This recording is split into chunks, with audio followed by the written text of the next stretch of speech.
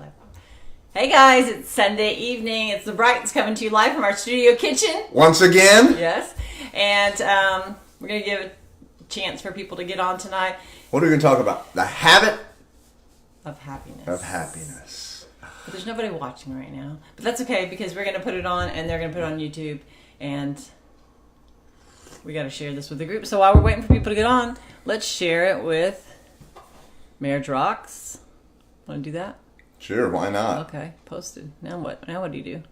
Don't worry, be happy. Okay, there we go. Hey Lisa, how are you? Hey Barbara. Okay, so we got a couple people coming on here. So we said we were coming to you live from our studio kitchen, and it's Sunday evening. It's been a crazy weekend. What did we do this weekend? We went to Tomball, Texas, and we stayed in a hotel because the rain was so bad in Houston that we were afraid we wouldn't make it to the early morning brunch. Why is it when you heat something up in the microwave, like the coffee is warm, but this cup is so hot you can't even touch it? What does that have to do with the brunch? The habit of happiness. So no, we were talking about the brunch. So we did a brunch on a Saturday morning. 300 amazing women. They decorated their tables for their Advent brunch.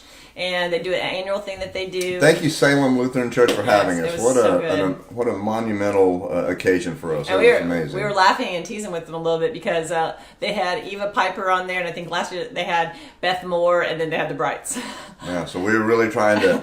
They had that bar really high, and we just wanted to bring them down to earth a little bit. We were able to just lower it right away for them. But we had a lot of fun. They were a good group, and so we were going to talk about the habit of happiness, or the happiness habit, because it really does matter whether or not that's actually the thing that makes a good marriage or a bad marriage. Studio kitchen. That's right, Barbara, because I'm believing that one day we're gonna have a studio audience, live studio audience. That's TV right. Audience, right? And not just our dog Chica. No, that's our only She fan. agrees with everything we do because we feed her.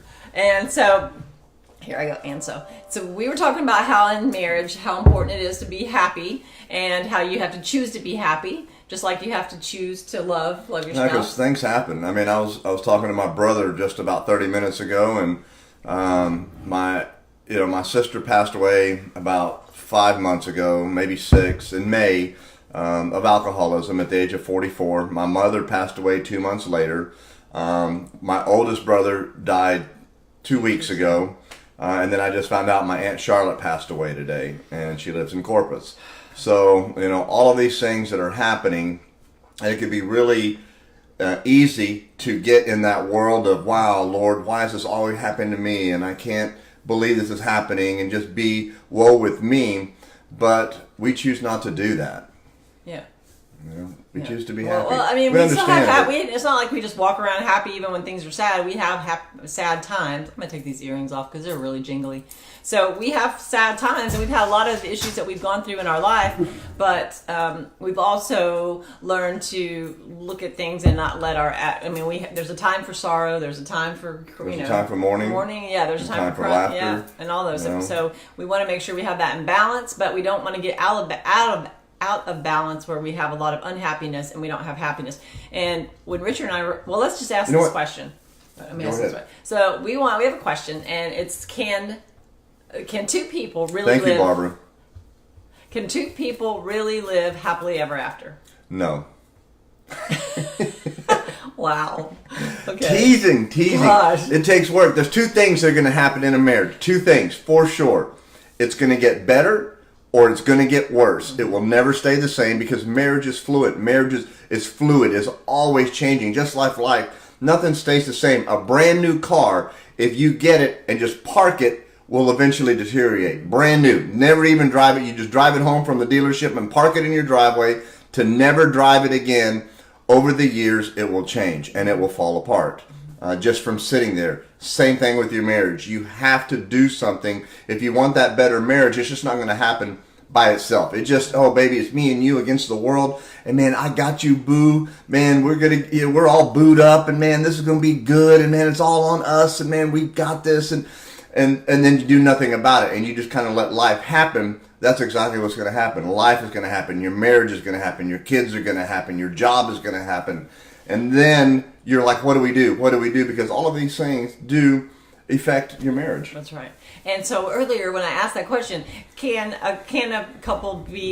two people really live happily ever after? And you said no. I was teasing. Well, I mean, no. Well, I mean, we don't want to be like we're teasing, but you know what we do? There are times that you're not always happily ever. It's not happily ever after. Like, oh, they just ride off into the sunset and sometimes she feels like Cinderella. Yes, before the ball. Okay, but we had a time that we didn't. We do a joke. We do comedy, and when we go out there, a lot of times we talk booed up. Hey, Kayleen, we talk about that. Is that that what we say? We've been together 15 years. We've been married 13. We were shacking for 2, and we've been happily married for 7 years. Oh, you got it. I usually say, what do I say, 9? Well, anyway, we messed that joke up. So normally I would say we're happily married for 9 years. There we go. No, we're supposed to say it opposite. Baby, it's because the two shall become one. We can't get our jokes right anymore. Okay, so I'm supposed to say 7 and 9. And I'm supposed to say 9 and 7. Do you see? Do you see? So we're here to give you hope because we've been happily married for 7 years. 9 years. Well, anyway, we really do it right whenever we're out doing our comedy. And so with the whole point of that is that we weren't always happy at the same time. I mean, what we thought what made him happy, what made him happy, were two different things. That was so true. That's really good because I thought that when I get married, she's going to make me happy. She's going to fulfill all my needs and all my wants, and I need to have a wife in order for me to fulfill my obligation as a husband and as a friend and as a father, but it's going to be all on her. If she's doing everything right, then I'm going to be happy. But once she starts to mess up and do things wrong, then that's where our marriage is going to have a rub. And so guess what? What do you think the most important characteristic of a person is to have a successful marriage? A lot of money. Oh, I didn't ask you. Oh. Is it a lot of money? Did I guess right? No, you didn't guess right. Okay, somebody throw it out there. What do you think is the most marriageable quality to have a happy or to have a successful marriage? Most important characteristic. Not everybody at once. Crickets. Communication. Barbara, thank you. And that's a really good one. And that's what most people answer is they say communication. But you know what the number one how they say it? They say the number one most important characteristic of a marriageable person, that's a word, is the habit of happiness, is to be able to have the ability to adapt to things out of your control.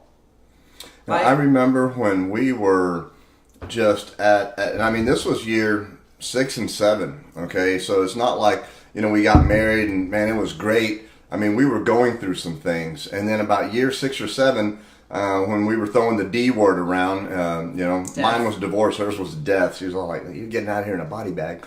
But I've seen wives with knives. When all of this was happening, all I could think about is she's not making me happy. She's not making me happy. Why can't she get this? And God was talking to her, telling her, what happens if this man never changes? If he never changes, how are you going to live with him? The only way is to let him see Jesus in you before he sees you. And so really, at first, before I got all godly like that and said, it's for Jesus to see Jesus in me. I said, what if he never changes? I said, Lord, I know that you're going to give me a mansion in heaven. You said woman-shin. A woman-shin in heaven. God was going to give me a big all thing because of all the stuff I was having to put up with. But that's exactly right, though. I had to change my whole attitude of how. So when Richard and I got together, just a little backstory. When we first were together, we were both still married. And we were separated from our spouses. Him very recently separated, me just for a few months. And we were, broke and broken people. Hot mess. Hot mess. Hot mess. When we got together and we really realized when all hot mess to the 3rd degree. Hot pocket. Hot mess. We were we had 7 dogs. We realized really kind of when Richard first moved in 2 weeks after I knew him, and we kind of just put all our cards out there and we realized how amazing, about how things really were and how we had been perpetrating, that we actually had $7 and we had to go get the Lone Star card. Okay. So that's just to give you there was not a lot of things to be happy about then. Right. And so, it was unbelievable. So we're going to talk about unbelievable. And we would watch other people we'll kind of skip around a little bit here, but we were watching other people become couples. successful. Yeah, that too. People that had maybe, parents that were successful, so then they just kind of had it passed down to them, and we'd see that, and we just thought if it wasn't for bad luck, we thought we'd have had no luck. We saw people working really hard at their job and getting promoted and, making good money, and, instead of being happy for them, there was just this little jealousy, envy, and we go in and you want to be happy for your friends, you really do. But you're like, why them? Why not us? Why not us? Why can't we have stuff like this? Why can't we be living the good life? And we wanted to see good things in their life, yeah, right? Absolutely. But we wanted to have it too. And it was just hard to see. We just were like, we're living in the hood, they're living in nice houses. I mean, all these things were happening, and we thought all that our happiness had to do with luck. And so we've found, as we have learned over the years, that happiness actually has zero to do with luck. Right. It has everything to do with will and what you choose, whether you choose or not. I heard a pastor one time say, nobody can make you angry. And I just laughed, and I said, oh, you don't know my wife. I said, she can make me angry real quick. But it's how we handle that. And when I really started to break that down and really started to absorb that and think about that, I thought, he's absolutely right. She could come at me sideways all day long. I don't have to respond to her sideways. I don't have to I don't want to say stoop to that level, but man, if I can keep a clear head and say, what is going on in her life right now that's making her angry? Why is she reacting? Was it something I did? Was it something the kids did? Was it something at work? Was it something in our finance? Why is she acting like this? Let's get to the root of this. But it took time for us to get to that, to be able to talk about that, because usually when somebody comes at you hot, man, whoop, you rise to the occasion real quick. Right. And you 0 to 60. Just like that. I mean, boom. But people don't have the ability to really, honestly, in reality, they don't have the ability to make you angry. We allow them to make us angry, but you're like, yeah, but their actions, y'all know our story, and we don't want to just like every single time we're doing a video tell you our bad story from before, but that's our story, that's our testimony, that's our life before, and we had a lot to be angry about, a lot of things, actions, words, everything to be angry about. And so we allowed the other person to make us angry, instead of realizing that we have the ability to either let it be water off a duck's back, for us to be able to let it go, or for us to let it be on, or he didn't have the ability to make me angry, but I thought that he did. And so my mood was gauged on whether or not, what his mood was, on whether or not I had a good mood or a bad mood, whether or not, And truthfully, I thought I did have the ability to make her mad, because I knew what to say, which buttons to push. And we have a friend named Joel Mom who wrote a book about anger. And he said anger is such a very good tool, because we use those buttons as a defense mechanism. But what God is trying to do is disarm those buttons, so that when I push that button that arms her and gets her ready to get angry and to retaliate, that man, it just doesn't work anymore. And when that is disarmed, well, all of a sudden I become disarmed. But so this is just something, it takes time and a process to work through these things. We have to work through our marriage. Think about this. We got two individuals coming together. I've got my own way of doing things. She's got her own way of doing things. And yet we're going to make a marriage work. As long as we do it my way. Well, no, as long as we do it. She says, no, as long as we do it my way. And there's where the rub is, and there's where the anger comes from, because we're not getting our way. Well, and I would giving my power away by my good mood. My good mood would be hinged on whether or not he was in a bad mood, whether or not what he did made me angry, or allowed it to make me angry. And I was giving my power away, and I didn't realize it back then. And so secrets about happiness in marriage is adjusting to things beyond your control. And that's basically what the habit of happiness is being able to be happy, or to have good cheer, whether or not things are going your way or not going your way. And it's like, Richard was really good at it. Well, when we first met, so back to our story a little bit, when we first met, we had $7 in the Lone Star card. Things were not really great in any area of our life, and we felt like we had a black cloud following us. I mean, literally thought that that Charlie Brown, they have Pigpen, and he's got the little dust cloud that follows over him. That's how we liked our life was, and we actually wallowed in it, and we talked about our drama to each other and we all the stayed time. in the drama, and that just kept it we going fed all the drama. time. We fed the drama daily. All we did was talk about the misery, the misfortune, the bad luck, the lack of funds, the anger, the disappointments in life, the setbacks, the way it was just ongoing every day. And guys, if we think about that truly, what we're doing is we're sowing seed. We're sowing negative seed. So we're not going to be able to harvest a positive outcome out of that. Well, and I could manipulate Richard's mood by what I would say, and I didn't even realize I thought you were going to say where. Your kid's out of the room right now. How is it with guys? Everything comes back to physical touch. Talking about sex. Why do you do that? Because, you put your thumbs in your pants and you're like, physical touch. No, we talked about that in that other video. Video about it. Nobody thinks that's my husband. They all think that's me. But I could manipulate his mood by what I would talk about. So he could come home and I was upset with his ex-wife about something, and so then or the kids or whatever, and I would start telling him all about it, and then I could get him going. I mean, just in a second by what my mood was, and it was just a weird mix. Yeah, not mix. Flow, what's atmosphere. Yeah, and it was just a weird dynamic that we had, and how we were, and we just stayed in our drama, and stayed in this unhappiness, and stayed in everything. This Orlando, yes, sex, yeah. All the guys say yes. You ain't getting no sex unless you're happy. Unless you make me happy. Mama ain't happy, ain't nobody happy. Oh man, no, that's not a good saying, is it? But it's true though. But we have to be happy. You can't. I had to stop manipulating his mood. I didn't even realize I was doing it, but we had to stop doing that. You know, a lot of things that we do, we don't realize that we're doing it, but we've just done it for so long, it's become natural. And it becomes part of our everyday life. It becomes part of our tools that we use to fix the problems that are broken.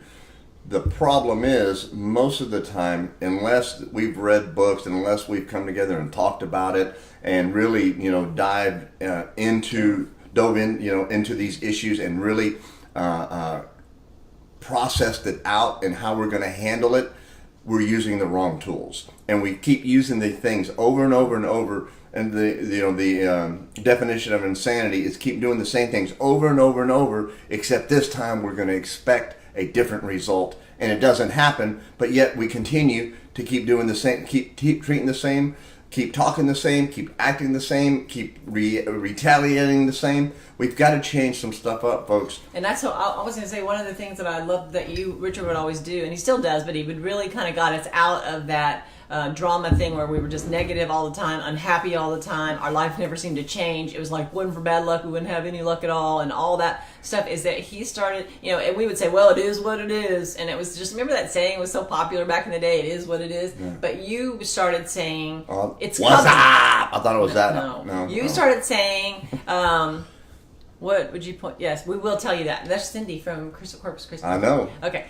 Cindy. So, Richard would always say, it's coming. It's going to be bigger and it's better. Now, he didn't say that at first, but we started going to Lakewood Church and listening to Pastor Joel. And so it kind of got he's God's cheerleader. So we would just listen to that. And Richard really started to change how he spoke. What he really realized how his words were important. So he would start saying, "It's coming. It's going to be bigger and better, and we don't see it right now. But we're going to flip houses. We're going to have this." And I was thinking, okay, we just need to be able to pay our light bill, at this point. But he would just talk these big, huge dreams and goals. But because of that, it kept me going and kept me encouraged because I saw how we could just pull each other into this muck and mire, and when one person, then it was really great because he started to be able to lift me up, and then I saw if he got down, I was able to pull him out. But that was just over time as we kind of started learning stuff, and we had to stop letting every little thing about the other person annoy us. Now, it doesn't mean we still don't have days we get hungry or tired and we're just like and we're annoyed, but not letting every little thing annoy us. And having that negative mindset, because it's so easy in marriage to all of a sudden be thinking of every negative thing that you have about this person, and then you can't even, you're just picking. It truly all started, we heard a sermon about being the first one to apologize. And Sherry and I are both type A choleric. Want it our way. Want it our way. Let's get it done. Let's do it at any cost. And so when she started to want to read her Bible, and I'm like, okay, first off, you're not going to out Jesus me. Okay, we were in competition with each other, and we thought, you're not going to say this. I'm going to say I'm sorry first. I'm going to say I'm sorry first.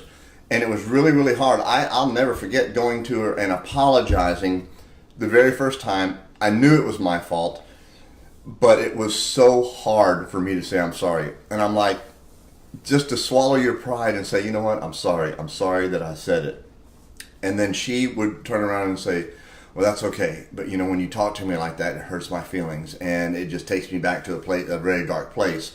And all of a sudden, we're able to start talking to one another. And it was just through simple apologizing and not going on and on and on and on and on and letting it keep fester and building up. Well, not focus on every, right, that's what we're saying, like focusing on every negative, every little thing that annoyed us. And so we started focusing on what was good in the other person. And at that time, there was not a whole lot of focusing on good. I was like, well, he came home today, He's breathing. He's breathing. So it's being able to focus on, because the enemy is really tricky, and he will get you in a negative mindset and to where he can cloud your mind and your marriage about your spouse, and then all you're thinking about is negative things, and every time you look at them, it's just like, I don't like anything, I don't like the way they breathe. But if you can start to get your mindset turned around to where you decide that you're going to be happy, you're not going to let other people steal your joy. That's what happened with us. We were going to Lakewood Church, listening to Joel, and it was like, I started believing what he said, and he talked about don't let other people steal your joy. And I thought, this man is not going to steal my joy anymore. And at first it wasn't like, oh, I'm not going to let you steal my joy, I'm just going to be so loving. At first it was like, I'm not letting you steal my joy another second. So it really wasn't the right, the First Peter Christ-like. 3, yes, the Proverbs 31, you were like a Proverbs. 27, 28. Yeah, at first. But we kind of learned that. So what was the other thing I was going to say is back then, whenever things were upset with us and we were watching other people become successful and it made us unhappy, we were waiting for opportunities to come knocking on our door. Like, we were literally thinking, well, if it wasn't for bad luck, wouldn't be any good, wouldn't have luck. And if things were just, we just thought everything had to do with luck and not with us. Well, maybe we need to change our mindset. Maybe we need to go out there and call those things that are not as if they were, and start being happy even when the situation wasn't happy. So we came up with a word, and I think we've told this a couple times, but our word was unbelievable. And that was the word we would use when people would ask us how things were going, because we had gone through so much loss in our life. There was just so much bad things going on. And it was bad at the time. And nobody wanted to hear all that. Nobody wants to hear, when people ask you, hi, how you doing?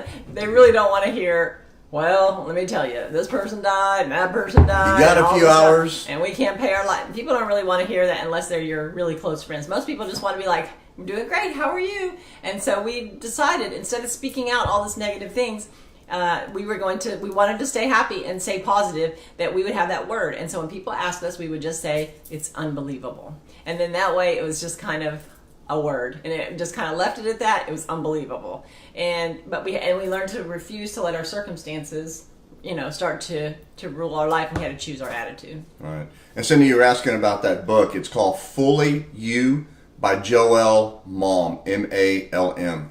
Great book. A lot of hours that went into he's the really studies great. of He's that. even got a little quiz that you can take about anger, and we need to do a whole video about that. But there's a quiz that you can take about anger to kind of find out where it tells you which anger pocket. Yeah, where your anger comes from, or where you are. And so then another thing that we started focusing on back when we were going from trying to be so negative and so much drama and unhappy all of the time, we couldn't even go to I couldn't, especially if we went to someone's home and they had a really nice home and they invited us there. I had trouble telling someone, wow, your home is beautiful. Wow, this is so nice, because I was so eat up with I was just so jealous, and I felt like we just had no good luck. Nothing good was ever happening to us, but we didn't realize it really had to do with our attitude for it. Right. And so we thought if our circumstances would change, if we could just get that right job, or get that right this, or have that right house, if all these things would happen, our life would be happy. But happiness doesn't hinge on your circumstances. A person that has a bad attitude is going to be and a bad attitude, regardless of who he is or what job he has, doesn't matter. So we came up with some scriptures that we wanted to stand on. And the number one scripture probably was John 6:3, which was be of good cheer. Because the Bible says we're going to go through tribulations. We're going to go through stuff. I mean, that's just life. We're going to always, it just seems like if you're coming out of one thing, if you're either coming out of it, you're about to go in it, or you're right in the middle of it. And the Bible says that we will have tribulations, but to be of good cheer. So we're supposed to be happy, right? And be joyous and give thanks to God even when our circumstances suck. Right. And you know what? That's what we started to do. We started to pray for our friends. We started to pray for our exes. We started to pray for everything. And before we knew it, truly great things started to happen. And joy started to fill our life. Even though we didn't have two nickels to rub together, good stuff was happening. Reconciliation between us was happening. A friendship started to grow. And love started to blossom. And all of a sudden, that bickering that was every day, constant, every day, back and forth, went away. Well, guess what? Now we were able to talk about goals and dreams and kids and raising a family and how do we grow each other's love for one another, you know, especially coming out of broken marriages. And you think, well, it's just, I'm always going to have broken marriages. Well, if you speak that out, then you are. But you say, you know what? No, the buck stops here. I'm going to do something different, because I'm going to stretch myself. I'm not going to stay in my comfort zone. I'm going to get out of my comfort zone. When we're in a comfort zone, that is not a good place, because that's a place of comfort. We have to stretch ourselves to grow into who God has called us to be. Mm-hmm. And you know, one of the really profound, and it's so simple, I think it's 3 words. Wait, people... No, 4 words. I look like 6. I'm doing this phonetically. I'm like here, let me take my socks off. You can use my toes. It's 4 words. People will disappoint you. People will disappoint you. I mean, that's life. That's just how it is. And when I heard that was, I mean, we learned that back in the pre-marriage class, and I thought, what? I mean, it's just a simple concept, but I realized no matter how much my husband loves me, no matter what place, what season we're in, even if it's a good season, True. How are you? Are going to, hey, True, we're going to disappoint each other because we're human, and that's just, we have different tastes and different styles and different things, but we don't want to give our power away and give that joy away just because someone else is. Golly, I mean, when I look back at it, it's empty. Oh. I had the capability of living my own life, doing my own thing, and the Word of God says that 1 will put to flight 1,000, but 2 will put to flight 10,000. So to me, as a numbers man, that means when I'm with my wife and we're in agreement, then we're 10 times stronger. No matter what obstacle is coming against us, as long as we're in agreement and we have taken it to the Lord in prayer for our answer, we're 10 times stronger. And I just thought, man, I want to stick. That's what I want. I don't want to work in the natural anymore. I don't want it to be my idea. I don't want it to be about me anymore. I want it to be God's will in our life, but I want to work in the supernatural. I want the progression that happens. I want to see my children be delivered from things. I want to see supernatural things happening in my life. And I know that, man, if we come together and do what God has called us to do, then, man, that's going to happen, because that's what the Word of God says. Mm-hmm. And so happiness, the habit of happiness is that our time's about to run out. But we're going to just keep going. You're going to have to turn it off because we got a couple good points that we want to make here. And it took a little while for some people to get on. So happily ever after, because we asked that at the beginning, can a couple live happily ever after? And they can if you work on it. And it's not every day, all day, it's 24 hours a day you're happy. But you can be happy. They actually do studies where they have asked people, are you pretty happy in life? And are you? And what about your marriage? And the people that answer that they were pretty happy in life were the same people that said their marriage was pretty happy. But the people that answered that life was not good and they weren't happy are the ones that had unhappy marriages. And so really, it has a lot to do with your mindset. we said people are going to disappoint you. We learned a few things to watch out for to keep that habit of happiness up and watch out for a marriage. And one is self-pity. It's really easy to just get down, like we were talking earlier about we felt jealous of other people and envious, and we just was like, woe is me. And we just felt so like we were the only ones that just we made so many bad decisions in our life. We can't ever get God's never going to blow. God can't even fix us. We're so far gone, But we had to get scriptures to stand on, and it might sound just really, so if you don't go to church or you're not, really into the Bible, that's but all right. Those things really helped us, and we had to. There was so much peace. There's so much peace in the Word. I mean, it's just it just calms you. I don't know what it is, but it just does. And somebody coming from somebody who didn't go to church, I knew there was a God. I knew there was a Jesus. I just didn't know how it all worked together for my good. And to be able to go back and see those things and be able to be in the Word, it's beautiful. Well, and I was going to say some of those scriptures that we had to learn were like, God is going to make our latter days better than our former days, because we were getting, we were a little bit older. And so we were like, wow, God's forgotten about us and everybody else is doing it because they made right decisions in their life and that's why. And they can't be, I think we had a lot of tapes in our mind from parents and teachers and people in our life that told us, if you don't do this, you're never gonna. And so we really thought, well, we're screwed. We can't do it.